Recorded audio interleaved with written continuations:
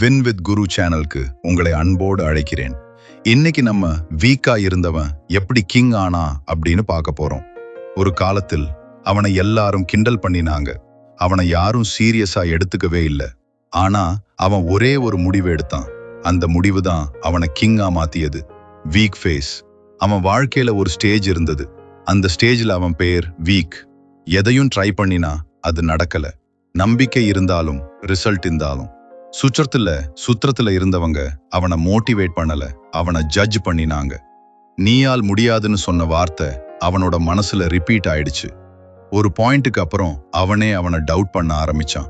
அவன் தோல்வி அடைஞ்சதுக்கு காரணம் அவனோட வீக்னஸ் இல்ல, அவனோட பிலீஃப் தான். Turning point, Chanakya mind set. ஒரு நாள் அவன் வாழ்க்கையில எதுவும் சரியா போகலன்னு ஃபீல் பண்ணிக்கிட்டு தனியாக உட்கார்ந்திருந்தான். அந்த சைலன்ஸ்ல தான் அவனுக்கு ஒரு உண்மை புரிஞ்சது. நான் எவ்வளவு முயற்சி பண்ணினாலும் ஏன் நான் இங்கேயே இருக்கேன். அவன் வெளியில் பிளேம் பண்ண நினைச்சான். ஆனா இந்த தடவை அவன் ஹானஸ்டா அவனைத்தான் கேள்வி கேட்டான். உண்மையாவே நான் ஃபுல் பொட்டென்ஷியல் யூஸ் பண்றேனா?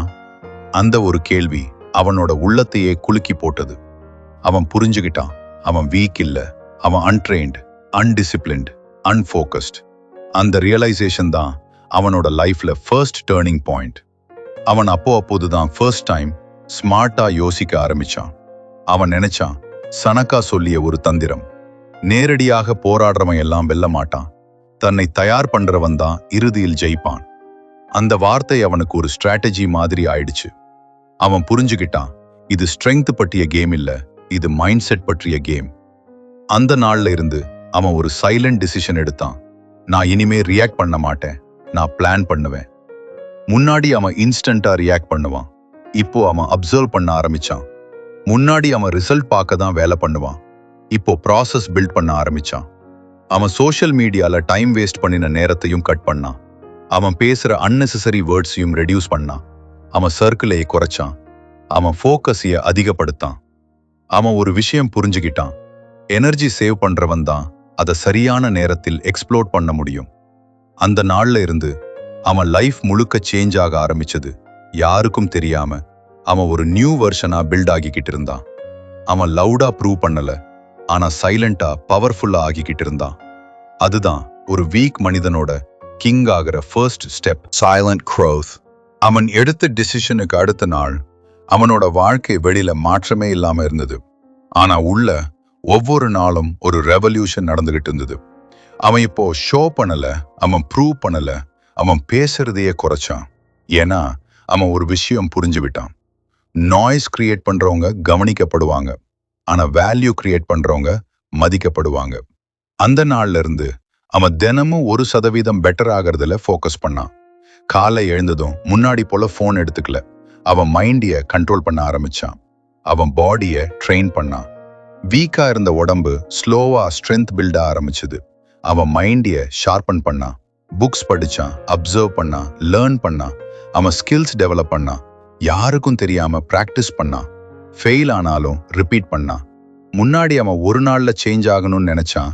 இப்போ அவன் பேஷன்ஸ் கத்துக்கிட்டான். ஸ்லோவா வளர்றது தான் பெர்மனன்ட் growthன்னு புரிஞ்சுக்கிட்டான். அவன் டிஸ்ட்ராக்ஷன்ஸை கட் பண்ணான். அன்னெசரி ஃப்ரெண்ட்ஸை அவாய்ட் பண்ணான். டைமஸை இன்வெஸ்ட் பண்ண ஆரம்பிச்சான். ஒரு நாள், 2 நாள், ஒரு வாரம் சேஞ்ச் யாருக்கும் தெரியல. ஆனா மாதங்கள் கடந்து போனதும் அந்த சேஞ்ச் இக்னோர் பண்ண முடியாத அளவுக்கு வந்துச்சு. அவன் பேசாம இருந்தாலும் அவன் பிரசன்ஸ் ஃபீல் ஆரம்பிச்சது. அவன் அண்டர் எஸ்டிமேட் பண்ணினவங்க இப்போ அவனை அப்சர்வ் பண்ண ஆரம்பிச்சாங்க. அவன் ப்ரூவ் பண்ணவே இல்லை, ஆனா அவன் growthயே அவனை ப்ரூவ் பண்ணுச்சு. அவன் புரிஞ்சுக்கிட்டான், ரெஸ்பெக்ட் வாங்கணும்னா சொல்ல வேண்டியதில்லை, நீ பில்ட் ஆகிறது போதும்.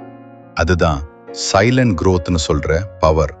அதுதான் ஒரு சாதாரண மனிதனை கிங்கா மாத்திர ரியல் ப்ராசஸ், டிரான்ஸ்ஃபர்மேஷன்.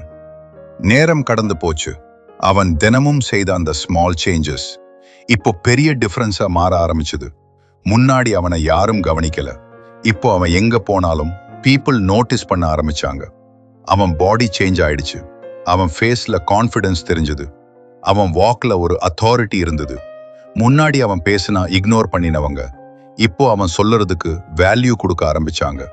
ஆனா அவன் மாறல, அவன் ஈகோ பில்ட் பண்ணல. ஏன்னா அவன் தெரிஞ்சுக்கிட்டான், இந்த ரெஸ்பெக்ட் அவன் பில்ட் பண்ணின டிசிப்ளின்கானது. அவன் இப்போ ரியாக்ட் பண்ண மாட்டான், அவன் கண்ட்ரோல் பண்ணுவான். அவன் இம்ப்ரெஸ் பண்ண மாட்டான், அவன் இன்ஃப்ளூயன்ஸ் பண்ணுவான். அவன் ப்ரூவ் பண்ண மாட்டான், அவன் பிரசன்ஸே ப்ரூஃப். முன்னாடி அவன் வேலிடேஷன் தேடினான், இப்போ அவன் வேல்யூ கிரியேட் பண்ணுறான். அவன் லைஃப் இப்போ சிம்பிள் இல்லை, ஆனா ஸ்ட்ராங். அவன் ஸ்ட்ரகிள் மறக்கல, அதுதான் அவனோட ஸ்ட்ரெங்க்த்னு யூஸ் பண்ணான். அவனை ஒன்ஸ் அண்டர் எஸ்டிமேட் பண்ணின உலகமே இப்போ அவனை அண்டர் எஸ்டிமேட் பண்ண பயப்படுது. அவன் ஒரு லெசன் ஆயிட்டான்.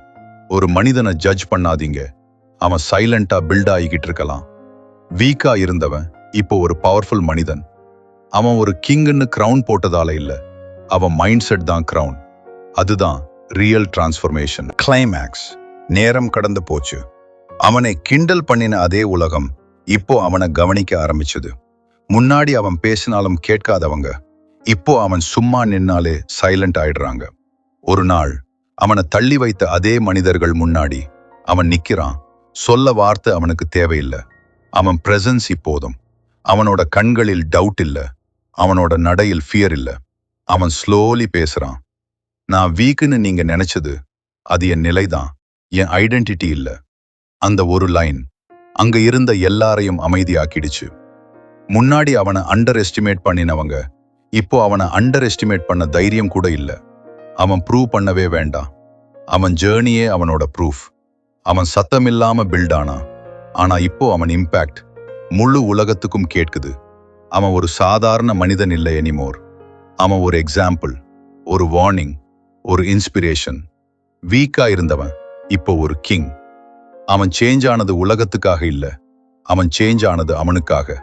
அதனால்தான் இப்போ உலகமே அவனை மதிக்குது. இப்போ இதுல இருந்து கத்துக்க வேண்டியது, ரெஸ்பெக்ட் வாங்கணும்னா பவர் காட்ட வேண்டியதில்ல, நீ பில்ட் ஆகிறது அதுவே போதும். மறக்காம வின் வித் குரு சேனல்ல சப்ஸ்கிரைப், லைக், ஷேர் பண்ணுங்க. நன்றி, வணக்கம்.